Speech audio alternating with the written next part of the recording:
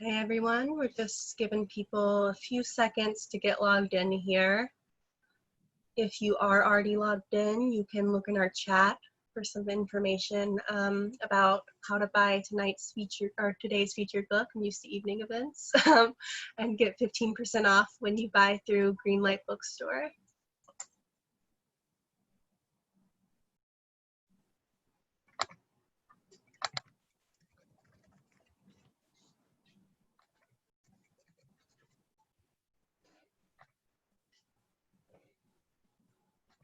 All right, good afternoon and welcome to tonight's live online author event with Greenlight Bookstore. We're excited to host today's event with Joseph Stiglitz presenting the paperback edition of his book, People, Power, and Profits, Progressive Capitalism for an Age of Discontent. He'll be talking with Felicia Wong, so you're in for an excellent time.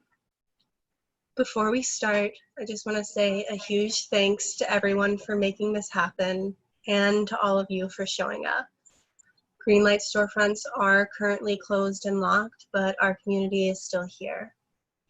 Now, just a couple of housekeeping things. You can see and hear the speakers, but they cannot see or hear you.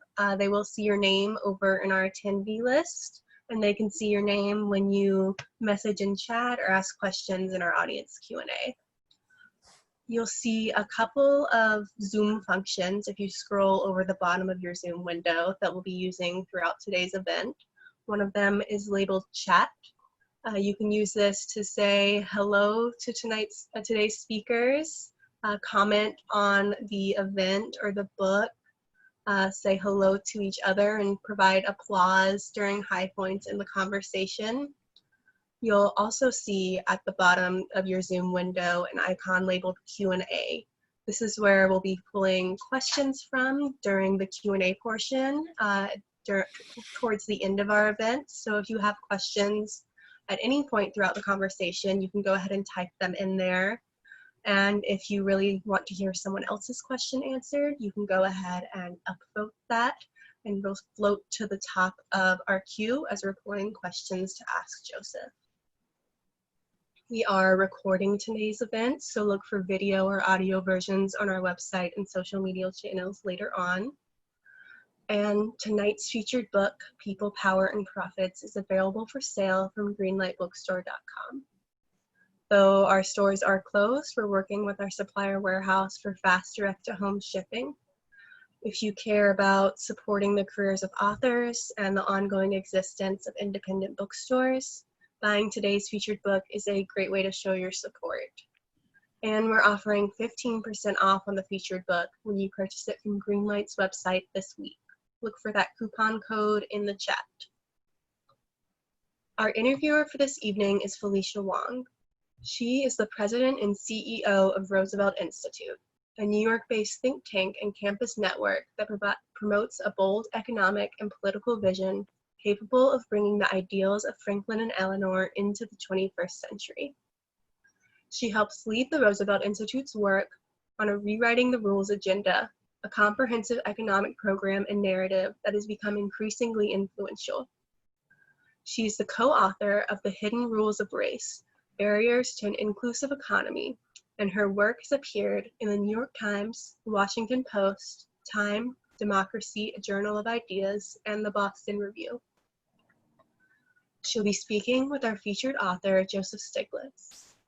He is a Nobel Prize-winning economist and the best-selling author of Globalization and Its Discontents Revisited, Anti-Globalization in the Era of Trump, The Price of Inequality, and Free Fall. He was chairman of the Council of Economic Advisors under President Clinton, chief economist of the World Bank, and named by Time as one of the 100 most influential individuals in the world. He now teaches at Columbia University and is chief economist of the Roosevelt Institute. His book, People, Power, and Profits, is an authoritative account of the dangers of unfettered markets and money politics. Stiglitz shows us an America in crisis, but also lights a path through this challenging time. Joseph is going to start us off talking with Felicia, and then they'll be talking with all of you. Joseph and Felicia, please take it away. Thank you so much, Jessica. Hi, everybody, and thank you for joining us this afternoon. It's always great to talk to you, Joe. Let me just say a few words to set up the conversation. As Jessica said, you've got it's actually not a new book out. We've got a paperback edition of your new book, People, Power, and Profits. And we're going to focus on those ideas today. But let me just frame it up by saying that it has been really great to be able to work with you for almost a decade now. You have been the chief economist of the Roosevelt Institute, and we've published a lot of things together. We'll talk about your latest Roosevelt Institute paper as well, since it's related to the COVID crisis. But I wanted everybody who's joining us today to know a little bit about our experience at Roosevelt working with you. You know, one of the great things about your work is that you have been right about many things over many years. And I think today's crisis demonstrates just how right you are. You have been saying for decades that inequality is destabilizing for the entire economy, both domestic and global.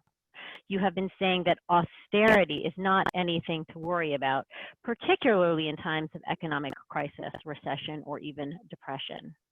And you've been saying that public investment is actually good for our economy. I think the pandemic around us, the pandemic economic crisis, has revealed just how right you are, and I'm looking forward to getting into this conversation today.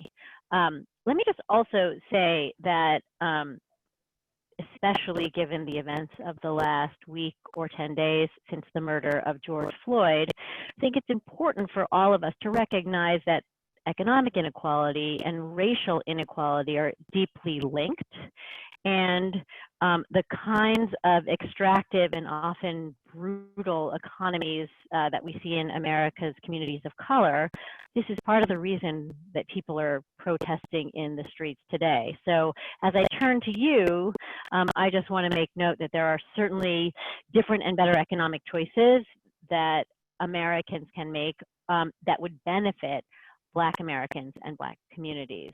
So I think we'll get into a little bit of that too today. But let me start off with a question about the new book, or the new-ish book.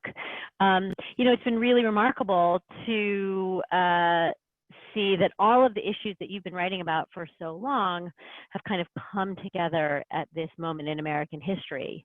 You know, you have pointed out that there's a way to structure a public option for healthcare, that there is a way to fix our antiquated and ill-funded education system. We can limit the power of banks, we can limit the ways in which they charge fees, we can limit the power of credit companies, and we can rein in the power of tech companies and other large-scale, powerful corporations through more regulation. And all of this, you say, is a way to keep capitalism healthier. My first question for you is, you know, do you feel that this book and these ideas, which you worked on probably starting 2 years ago, are they more timely even today? Oh, very much so. You know, there are a number of themes in this book talking about the importance of government, the limits of the private sector, the importance of inequality and doing something about it, the importance of science. One of the big themes is, I asked the question, why is it that our standard of living is so much higher than it was 250 years ago? What is the source of wealth of nations, to paraphrase Adam Smith's book?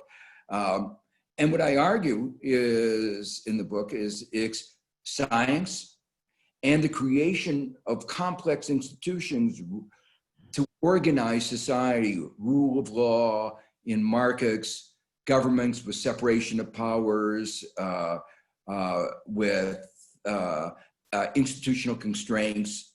And every one of those ideas have been illustrated in COVID-19. You know, let me just illustrate it with very quickly with a few examples. We've seen how this virus is not an equal opportunity virus. It goes after people with pre-existing conditions. And in the United States, there are a lot of people who are not healthy. Our life expectancy is lower than that of other advanced countries. And that's because we don't recognize the right of access to healthcare as a basic human right. We have the largest inequalities in health of any of the advanced countries, and it's going after those with at the bottom. And those health inequalities are obviously very correlated with income and wealth inequalities. And those are very highly correlated with racial disparities.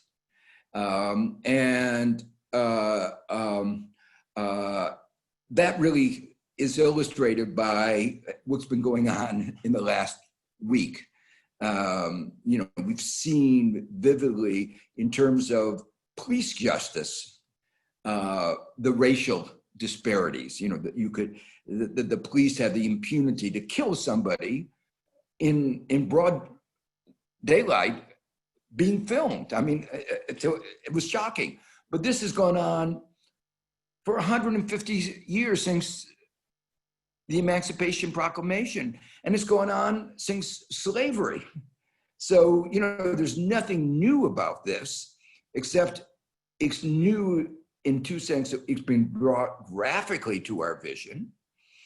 And since 50 years ago, we began the civil rights movement, it's now totally unacceptable.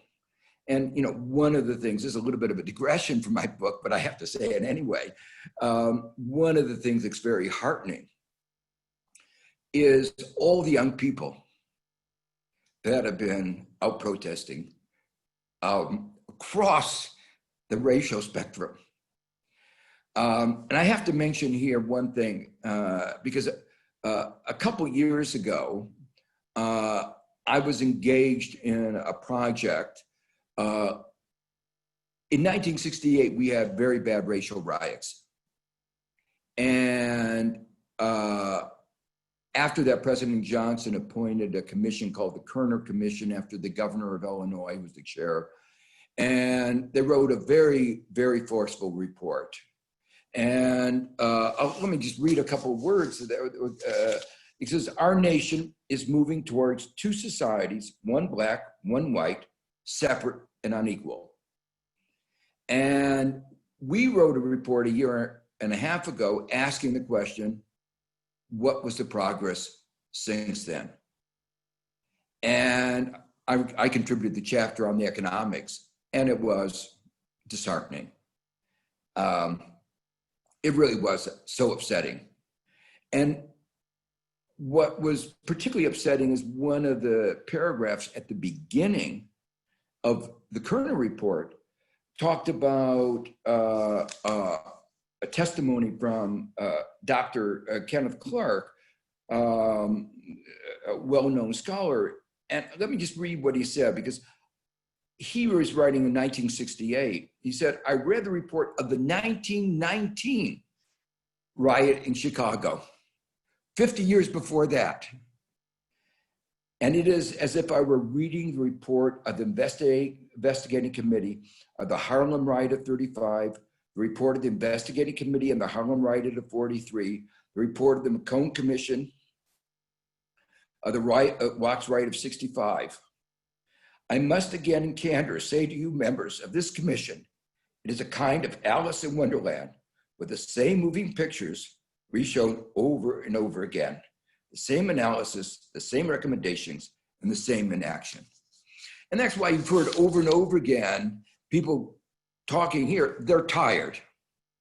And I think this may be a moment where there's a call to action. Now, let me go back to my book for just 1 minute. Well, wait. So, Joe, I want you to take one more, let's do a little bit more just on this, and then we can go back to the book, because one of your arguments is that we are in this situation because we have made choices that have been bad choices that have gotten us into this situation. So what are just a couple of the things that you would recommend us doing to improve the economic conditions for Black and Brown Americans in particular? And then we can go, and then we can turn to the book and also to how that affects how that affects the COVID-19 situation. But what are some of the things that you would most recommend? Two aspects of it. One of the important is opportunity. And America likes to think of itself as the land of opportunity, the American dream. But when you look at the data, that's not true. The life prospects of a young American are more determined by the income and education of his parents than in other advanced countries. And they're also determined by the race of his parents. So we don't have racial equality of opportunity. We don't have income equality of opportunity. And really recognizing this deep failure of our society and correcting it is, to me, one of the most important things. The second thing that is reflected in a lot of interviews that you've been hearing recently, and is the middle word in my title. I said people, power, and profits. Power. The fact is, economists like to think of markets without power, competition. Power has nothing to do with the nature of our society. Baloney. And anybody who watched that picture of the police exerting power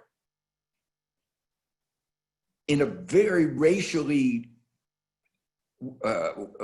directed way understand the abuse of power that has been part of America for a very long time.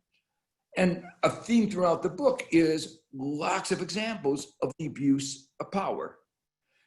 We're seeing it and feeling it a lot right now in the administration, their abuse of power.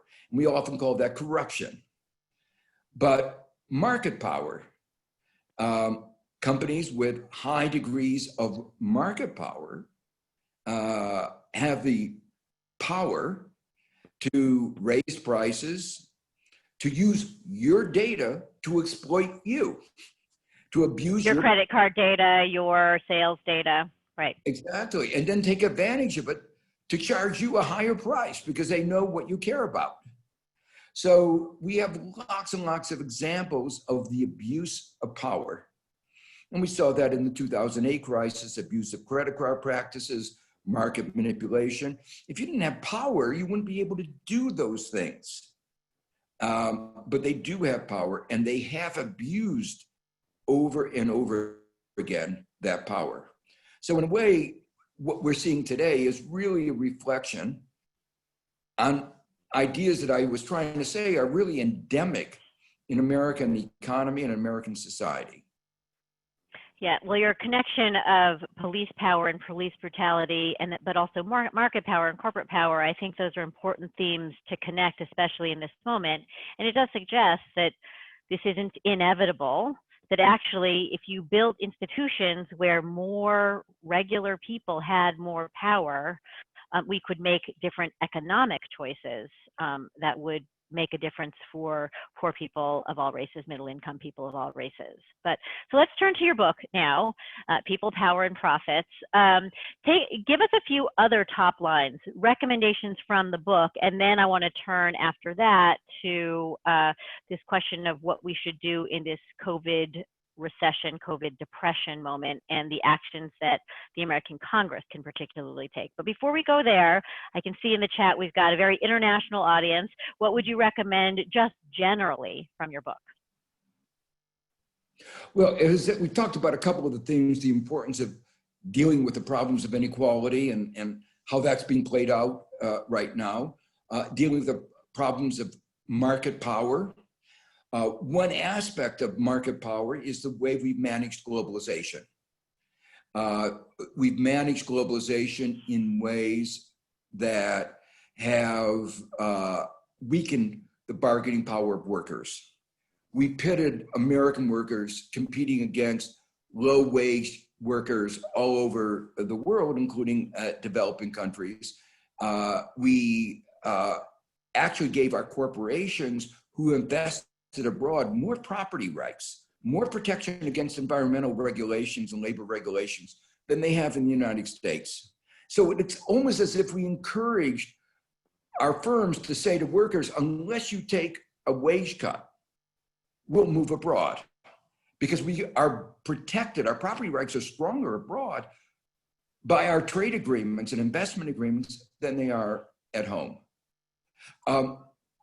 Overall, one of the big messages of the book is we need a better balance between markets, government, and civil society. And we lost that balance. That was one of the big things that came out of the Reagan Revolution. The answer in that view was the market solves all the problems. All you have to do is deregulate, lower the taxes, and the economy will grow so much faster that even though inequality would grow, those at the bottom would get a bigger piece of pie, even if their share was smaller. Well, we now have 40 years of this experiment, and I think we can declare it's a failed experiment. Growth was actually slower, markedly slower than it was in the years before the Reagan Revolution. And inequality is even higher than the advocates of the Reagan Revolution would have anticipated. And there's been no trickle down. So that all the growth has gone to the top 10%, top 1%, top 1/10 of 1%. And there's been stagnation, basically stagnation in the bottom 90%, and really decline in the bottom. So real in the United States, it's been more the most dramatic, but other countries who have bought into these doctrines have had similar patterns, not as bad as the United States, but very similar patterns. I sometimes jokingly say other countries, if you follow the American model, you get the American results in which there's more inequality and more stagnation. So we need to redress this imbalance that has developed over a long time. Now, to come back to the COVID-19, which is in obviously everybody's mind, you see the consequence of the denigration of the role of government. Because in a time of crisis, like 2008 and 2020, we turned to government. But because in 2020, we had weakened the government, it was not able to respond in the United States as well as it was in countries like New Zealand and Iceland, where that hadn't happened. Denmark, as bad. yeah. Mm-hmm. Denmark. And we have weakened science. You know, the President Trump had called for 30% cuts in science year after year after year. He stripped away the White House office on pandemics. Can you believe it? I mean, every scientist knew that there was a real threat of pandemics. But he said, let's not be prepared. Let's get rid of the White House office. He defunded, he took away the funding, not totally, but he underfunded the Centers for Disease Control, which is the agency which deals with contagious disease, making it, you know, it had taught countries like Iceland how to prepare, but then we took away our strong institutions. We underfunded them. So we see the consequences. And, you know, President Trump said he wanted to make US #1, and he has made us #1 in the number of cases of COVID-19, #1 in the number of deaths, #1 in the increase in unemployment and the devastation to our economy. I'm not sure that's what he meant by #1, but that's what happens when you have this extreme imbalance between the market, the government, and civil society. So let's talk a little bit about what Congress has tried to do to aid Americans in the wake of the COVID-19 recession and the shocking, horrible unemployment rates that we have seen in the United States and continue to see even in the wake of the passage of the CARES Act, which was passed 6 weeks ago now, 7 weeks ago now. At any rate, here's my question for you. you know, Congress did actually pass a multi-trillion-dollar package. It had certain things in it. It had direct stimulus checks to individuals. It did increase unemployment insurance. And it had a feature in it called the PPP, the Payroll Protection Program, that was supposed to make sure that businesses got enough money to keep workers on payroll. So what happened here? Why are we continuing to see such bad economic results and so many people applying for unemployment, losing their jobs?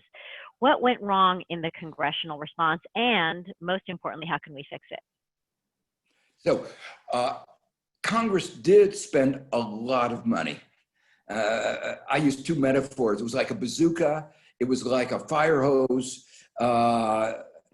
But it was not well targeted, not well designed, and not well implemented. And what it says is if you don't pay attention to design implementation, spending a lot of money may not get you what you want.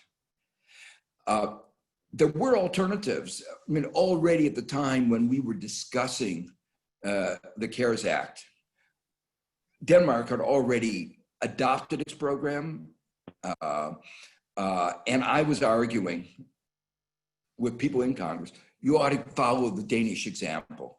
And describe that a little bit. Make sure people So what it basically says is we're going to get money to companies directly if they keep their workers on their payroll, so you don't get unemployment.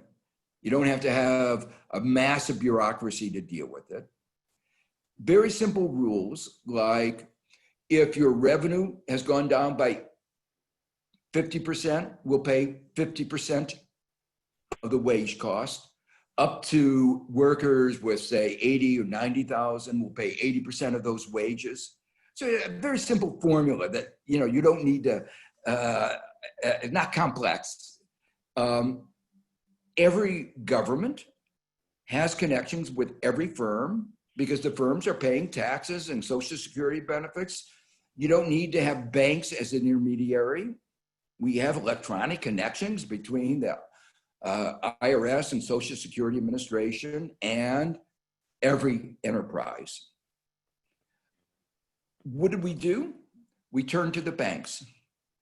And we gave the banks something like $6-7 billion to administer the program. 10 was actually the latest number I saw. What? The latest number I saw was that the banks have profited off PPP to the tune of about $10 billion. Yeah, so just amazing. For doing nothing but filling out forms. They weren't making judgments, they were just filling out forms, which the enterprises were doing themselves. But it was worse than that, because those enterprises with the best connections with the banks went to the head of the queue. And there was a limited amount of money, so being ahead of the queue made a big deal. So the companies that got the most were the companies who needed it the least. You know, there's a study that did what are the most vulnerable sectors, and you look at where the money went, they're not the same. Ruth Steakhouse, a big restaurant chain, got money. Your corner little restaurant had no chance. You know, I talked to friends who were small businesses in architecture. They talked about how desperate they were to get money, and the bank wouldn't pay any attention, wouldn't give them the time of day. Wouldn't answer their emails or phone calls. I have talked to many people, same thing. It was just a very chaotic program, and the people who got the attention were the people who already had connections and money, frankly. Exactly. And so it illustrated what was wrong with our government. It's not serving the people who are most needing. It was serving the ones who were making campaign contributions, the ones who were doing very well, the most connected to the banks. So that was very disheartening. And it's one of the reasons it didn't work. There's another reason that didn't work that is really important in the context of where our society is going to be going. there was a provision in the PPP program which said the government lent money to the enterprise, but if they paid the salaries under certain conditions and retained workers under certain conditions, that would be forgiven. So it had a little bit of the flavor of the Danish system, but it was a loan first, then to be forgiven, rather than here's the money for this purpose, and you are obligated to spend it for that purpose. You know, so the problem was no one trusted the Trump administration. They said, if I borrow the money, they're going to find some reason, if I'm not on their side, to not forgive the money. So they said, you know, it's just too risky to keep the worker on my payroll because maybe I would be forgiven, but maybe not. So that's why you still saw unemployment skyrocket, even as you saw a multi-trillion-dollar package, of which about $500 billion was dedicated to PPP. And that money then would go into their bank security blanket. They said, okay, I'll pay it back. The interest rate is very low, and we don't know what's in store for us. I really want to have a source of money, a cash. And if I have to pay it back, that's more important than relying on an untrusted government to get debt forgiveness. Right. So one of the things that is going to be one of the legacies, I think, of the neoliberalism of the Reagan era of the left is, unfortunately, Americans do not trust the corporate sector. The financial crisis showed how the banks engaged in exploitation, predatory lending, abusive credit card practices, market manipulation. We have the food companies engaging in creating addictive foods that lead to childhood diabetes. We have the drug companies gouging people and selling addictive drugs like the opioid and creating the opioid crisis. We have the auto companies engaged in Dieselgate, trying to lie about the emissions from their cars. There is a pattern of behavior here which has undermined trust in the corporate sector. Let me just give you an example of the difference of what the response would have been if we could have trusted the corporate sector. If we could trust the corporate sector, there are lots of companies that could have come out with tests for COVID-19 and made them available. And we would have trusted the companies to check whether the tests were accurate and safe. But what does everybody think? And what we know, it's not just a matter of thinking. We have a lot of scammers, a lot of people like Trump who are willing to sell shoddy products. You know, he had he had his Trump University selling degrees or selling educational programs that gave the people who bought them zero. We have private universities exploiting people who want to get ahead. So we've created a private sector, and this is again one of the main themes of the book. You get wealthy in the United States, not just by creating a new product that's great. In fact, if you discover DNA, you don't become wealthy. If you make big discoveries, you're just a scientist. The people who become wealthy are those who figure out how to exploit other people, like Trump, or exploit them through market power. Not all of them are as bad as Trump. A lot of it is just the exercise of market power, which is not as exploitive, but still is taking advantage of market power. So, Joe, I'm going to turn to questions from the audience in just a minute, because there are a lot of really good and really interesting ones. But before that, I can't let you leave this conversation about what we do about the current recession or economic crisis on such a dire, terrible note, because you also have ideas that you're getting to members of Congress that could actually still improve the situation. In fact, you just wrote a Roosevelt Institute report about 3 or 4 weeks ago, and you really talked about 4 different ways that policymakers could actually make different and better choices, right? You talked about extending healthcare and social insurance systems, in particular unemployment insurance, until the crisis is over. One of the problems with the way the current legislation is set up is that relief ends in July. So that's one thing you recommended. The second thing that you recommended, and I'd love you to get into the economics of this in particular, state and local governments. State and local governments are about to hit an absolute fiscal wall because their tax revenues are about to bottom out, and the estimates are that they need at least $500 billion even to get back to neutral. And so why is it important economically for us to fund state and local governments? That's the second thing you recommended. The third thing you recommended was this improved, more Danish way of thinking about actually keeping workers on payroll. And then the fourth thing you talked about was different ways to provide, actually there are 5 things you recommended. The fourth thing you recommended was different ways to provide more liquidity and debt relief for individuals. So what's the economic reason for that?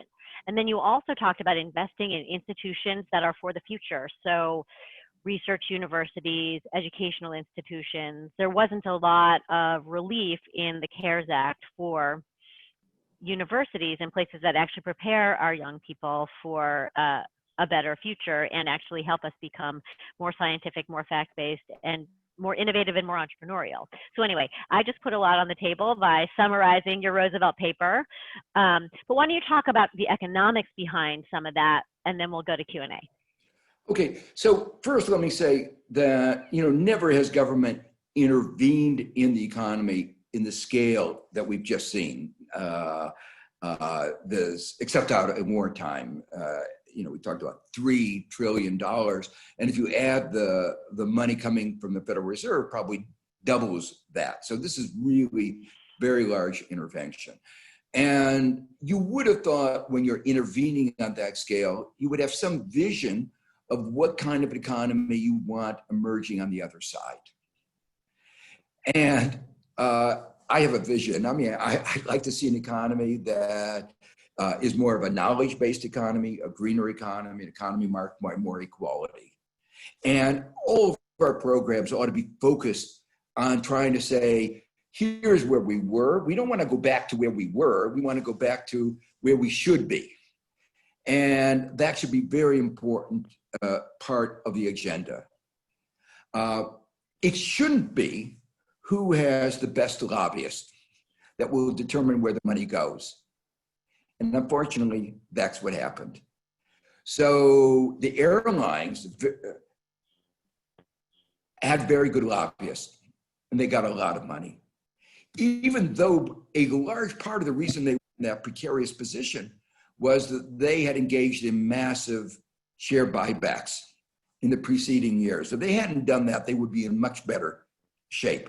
And we didn't put any recognition that they had gotten themselves partly in trouble. I don't want to say it was all their fault, but if they had had better capital buffers, they hadn't gotten so much debt in order to buy back shares, they would not have been in such bad shape.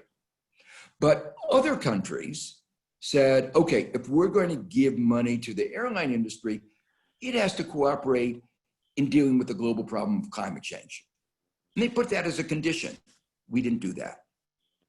At the other side, we want to be a knowledge economy. What is the sector? What are the places where that's really important?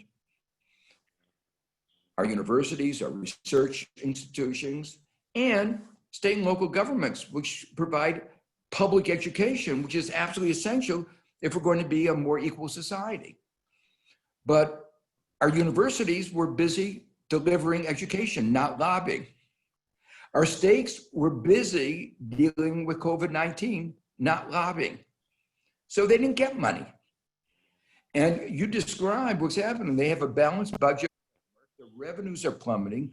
In 2008, they plummeted twice as fast as GDP, and GDP is really going down, that means that this alone, if it's not made up for, will mean we will be in recession, or at least a very weak economy. So we didn't have a view of comprehensive assistance directed to the economy of the future. The state and localities are also important because they provide health. They're responsible for health. And in the administering health insurance, right. Medicaid, at a time like this, do you want them not to be able to provide health care? Right. People are losing their or jobs. Unemployment insurance, all of the things that they're supposed to do. We have a state-based unemployment insurance in the United States. Unemployment Exactly. insurance. We have so much goes through the state, and they can't do that. They provide, they're the center of welfare payments. And there are a lot of people who are desperate. Right. So right. McConnell's view, the head of the Senate, the Republican head of the Senate, said, let the states go bankrupt. First of all, that was so stupid because there's no bankruptcy law for the states, and they have constitutional amendment provisions that say that they can't go bankrupt. So the level of institutional ignorance that was displayed by that remark was phenomenal. But the fact is, we don't want them, even if they could go bankrupt, we don't want them to go bankrupt. Well, you also predicted in your paper that we would see somewhere between 3.5 and 4 million jobs lost as a result of this second sort of economic hit at the state level if the federal government doesn't do something to, in fact, provide fiscal relief. And the federal government can provide fiscal relief. And this is one of the biggest asks that, or demands that people are making in what we hope will be another financial relief package from the federal government. The government can do it. The government has the power now to do that. The federal government has the power. You know, we made that mistake in 2008. And in the aftermath of the 2008 crisis, by 2019, we still had not gotten back to the employment level in the state and local government that we had in 2007. So these scars are big. And we're likely to see similar scars this time unless the federal government comes to the assistance of the states. Right. You know, and this is all about getting the right balance between the states, between the government and the private sector. Right. And these are essential services. We're moving to a service sector economy. It's part of the transformation. We all know that. And at the center of providing the services that we care about, education and health, caring for the aged, are the states. And yet in this crisis, we pretended that they play no role in our lives. Right, right. Well, okay, I'm gonna, I agree with you on all of that. Frankly, we can't afford not to spend that money because it's gonna cost us more down the road if we don't spend it. That's my view of it. But let's go to a couple of questions. There's a big range of questions here. I'm going to start with actually some questions about the stock market. A lot of people would like to know, actually, I would really like to know, why is the stock market doing so well when we see unemployment at Depression era levels? What is the disconnect here? What is going on? And what do you think is there an underlying weakness here? That's my addition to the question. Yeah, so there's always been a disconnect. It's a fundamental disconnect that one has to be aware of why the stock market is not a good indicator of well-being. Stock markets do well when wages are low. If corporations are able to suppress wages, profits go up and the stock market does well. But that doesn't mean the society is doing well. So that's the first point. Secondly, when the macroeconomy is weak, interest rates are very low. When interest rates are very low, people don't want to put their money in bonds, T-bills, which pay nothing. They're going to put their money in stock. Money's got to go somewhere. It has to go somewhere, and it goes in the stocks, and that creates an elevated price of stocks. There's a third thing is markets are very short term. And you see that in this huge volatility. They look 6 weeks, 6 days, 6 hours ahead. They didn't see the housing crisis, the real estate crisis in 2008. You know, they are just very myopic, like much of the private sector. And so they are not a good indicator of long-run prosperity. Right.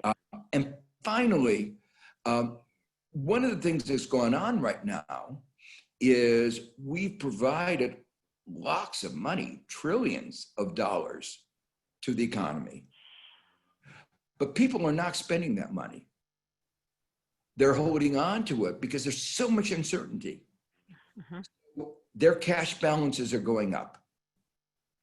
And as their cash balances are going up, many of them are saying, well, rather than park it in just cash, let's put it to use.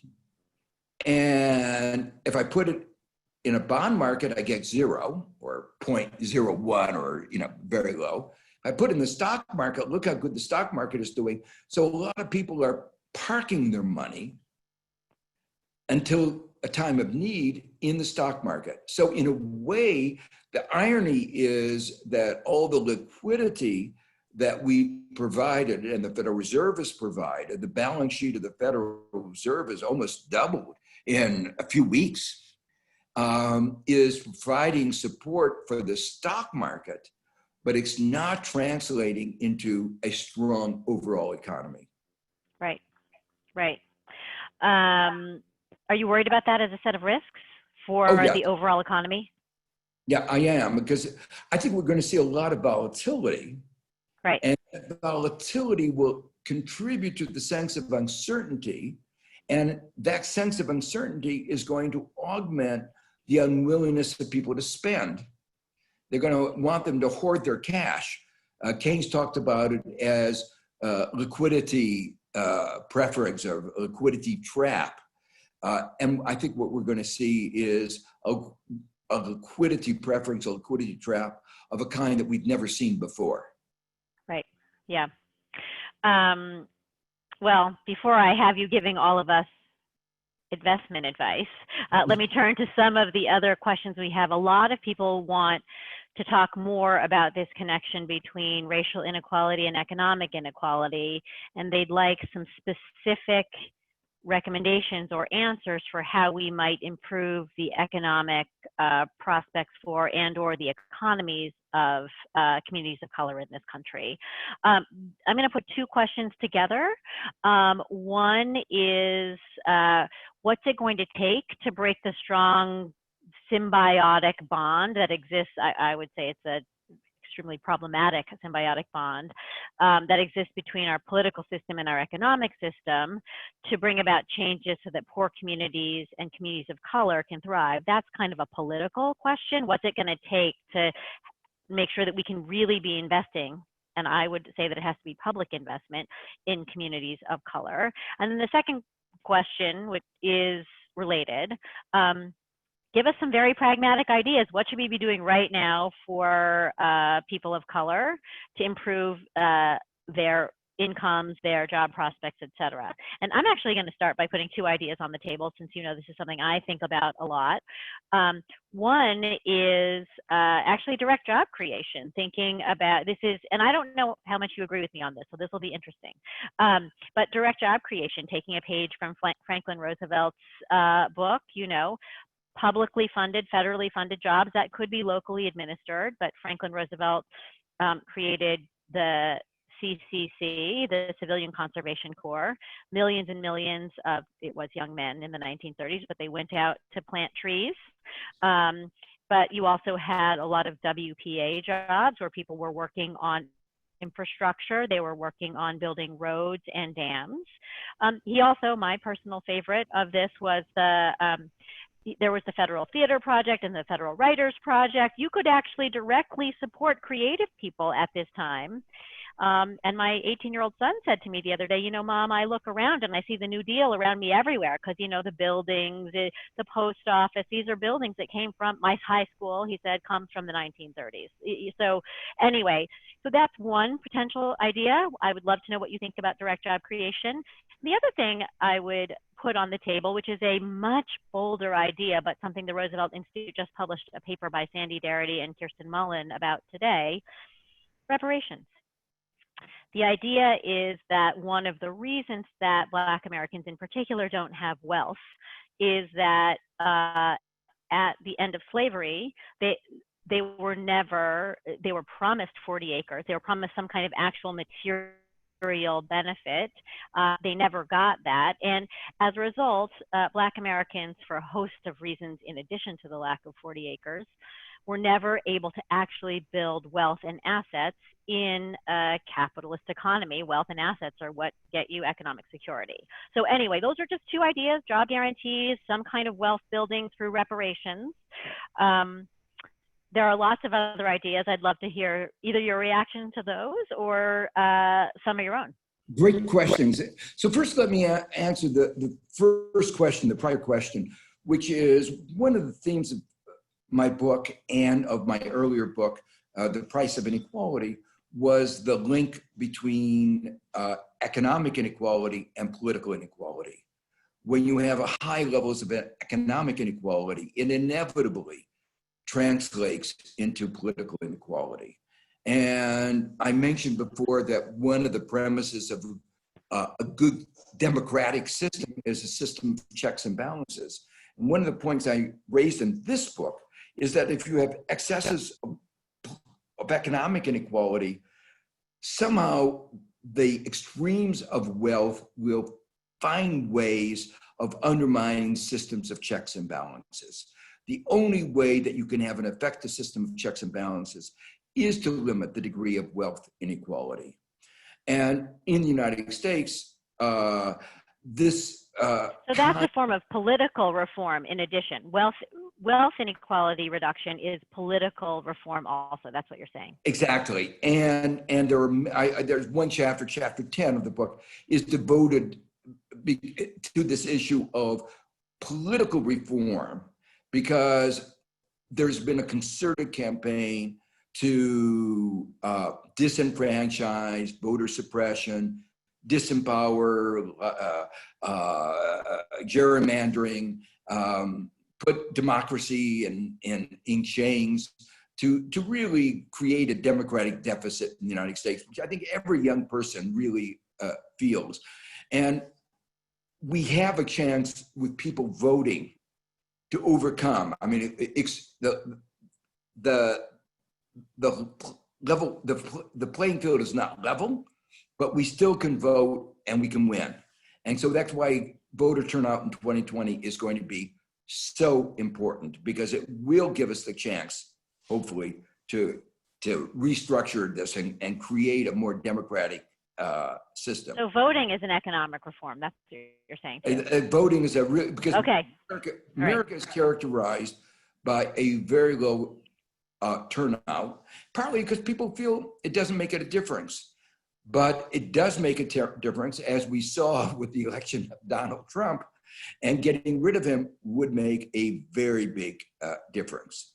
So that's the political landscape, and there's a lot more to say about that, but let me just stop at that point. On your agenda, I think you're absolutely right on the first idea of job guarantees.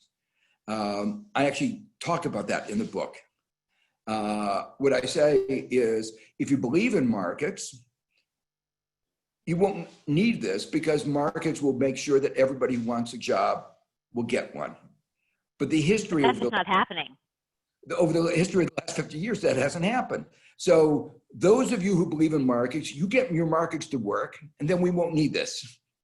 But historically, people of color have not been able to get access to jobs, let alone good jobs, except in very few periods. And so this should be an obligation that government takes on.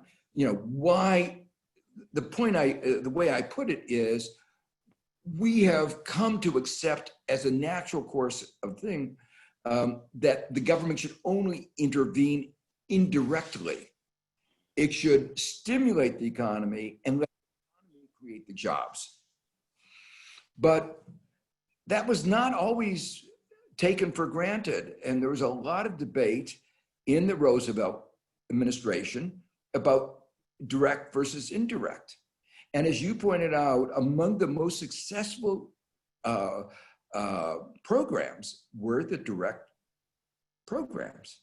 And they have left us with a legacy of parks, of buildings. About 5 blocks from where I live, there's a beautiful building with, just a spectacular art and architecture. It's part of the legacy that beautifies, that adds meaning to our life. So, WPA workers built Camp David. I like that part too. So it's just part of our, and we could do the same. And it's particularly important right now, I think, because one, I talked about a vision for the future. Part of that vision for the future is a green economy. Part of that green economy is going to be a lot of green investment. And the private sector has been slow to make these investments. And we need investments to provide better insulation for our schools, to refurbish our schools, to use solar panels. So there's lots of things that we could do fairly quickly in a timely way that would both stimulate the economy and help move a transition to the kind of economy that we want in the future. And provide jobs for people, especially Black people, Black men, especially, who have had a hard time getting jobs. But also, actually, the data shows that Latinos at this particular juncture are suffering even more economically than Black Americans. So a direct jobs program could benefit all of those and benefit white Americans. Like there's very little downside. Is that right? That's right. It would integrate them into the economy. It would give them a stake in the economy. They would have a sense that they are part of our society, as opposed to somebody who's been shunted aside. So to me, this is really, really important. And, I wish the private sector did a better job, but the reality, we have to deal with the reality. And, the Army has done a fairly good job of integration. It's one of the government agencies that's really been very good at giving economic opportunities. It's a little sad you have to risk your life in order to get economic opportunity, but they've been a good employer. They actually have the most integrated schools in the United States, military elementary schools, yeah. Yes. So government can actually do that. Now, the second idea is a very profound one, and with very strong ethical implications. The idea that there should be reparations of some kind, I think, is an important idea. And you hear the sense of injustice when a lot of, they say, we built the White House. And now we have somebody, a racist, in the White House. There's this kind of, you can see that injustice, and the notion of reparations would be viewed as dealing with this legacy. Now, the question in my mind is, what is the best way to institutionalize those reparations? And in my mind, it's not giving people cash, but giving them special opportunities to make up for the lack of what we've done for ever. So that I mean are things like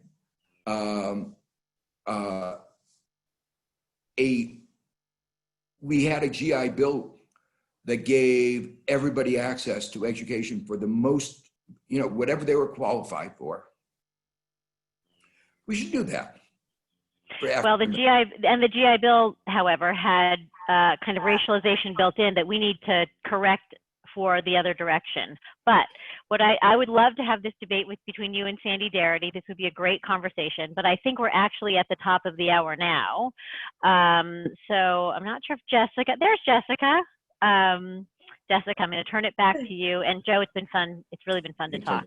We should do this again. Thank both of you so much for this wonderful and vital discussion. And thank you to everyone who showed up and had it with us.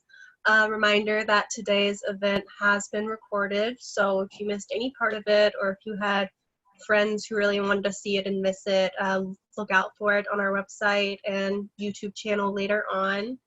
And a reminder also that People, Power, and Profits is available for sale from greenlightbookstore.com. And if you buy before June 11th, you can get 15% off with code Stiglitz. And that information is also in the chat. Thank you again, everyone, and have an excellent rest of your day. Bye. Thank you. Thank you. Thank you. Bye, Joe. Bye, Jessica. Bye, Felicia. Thanks, everybody. Thank you very much. Thank you.